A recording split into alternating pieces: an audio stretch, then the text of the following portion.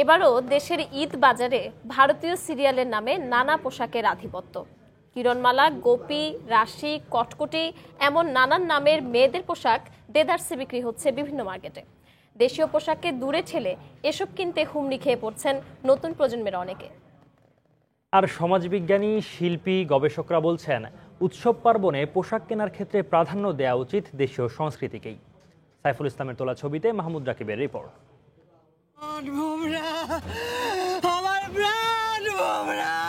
কিরণমালা সম্প্রতি ভারতীয় একটি চ্যানেলের ধারাবাহিক নাটকের নাম।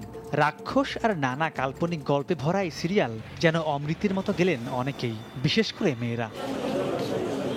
তবে টেলিভিশনের পর্দা থেকে কিরণমালা এবার ঢুকে পড়েছে দেশের ঈদ বাজারে। তাই কিরণমালা সহ সব পোশাকে ছেয়ে গেছে প্রায় সব মার্কেট। প্রতিবেশী দেশ থেকে আমদানি করা এসব পোশাক হাজার হাজার টাকা দিয়ে কিনতেও তাই এতটুকু দ্বিধা নেই ক্রেতাদের মাঝে।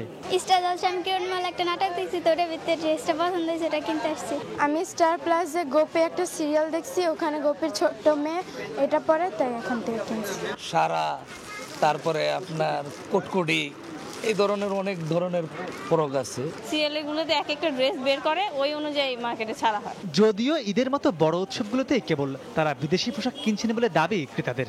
অন্যদিকে বিক্রেতারা বলছেন ঈদ বাজারে মেয়েদের যত পোশাক বিক্রি হয় তার ৮০% ভারতীয়। ইন্ডিয়ান প্রোডাক্টটা নিলে হয় কি ফ্যাশনেবল, মানে একটু ঘুমভাং বেশি, আর পরলেও ভালো লাগে, আর ফিটিং টিটিং সুন্দর হয় আর কি। এই মার্কেটে 80% ইন্ডিয়ান ড্রেস চলে, আর 20%-এর মতো আপনার লোকাল ড্রেস চলে। এদিকে ভারতীয় বিভিন্ন সিরিয়ালের নামকরণে এসব পোশাক থেকে দেশের তরুণ সমাজকে বাঁচাতে হলে সবার আগে নিজ ঘরেই সচেতনতা তৈরি করতে হবে বলে মনে করেন বিশ্লেষকরা।